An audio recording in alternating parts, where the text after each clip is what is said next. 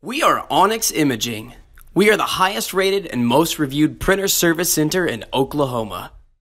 Hey there YouTubers, it's your girl Brett over here at Onyx. Today I'm going to show you how to change your toner cartridge, and I'm working with an HP Laserjet P-2035. So this printer will take a 05A or 05X. So you just press this little toner guy button there, and that'll open your front hatch. You have a lever right here, just go ahead and pull that out.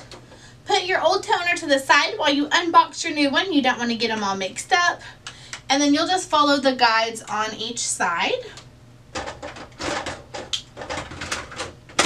Once you hear it click, you know it's in there. Sometimes it might be a little hard to push in. Shut your front thing and you're good to go. If you guys are in need of any supplies or quotes, give your girl Brett a call and have a great day. Thank you for watching. If you're interested in how you can receive free labor on all of your service calls, as well as how to qualify for free printer upgrades, contact us today. We are here for all of your printer and office supply needs.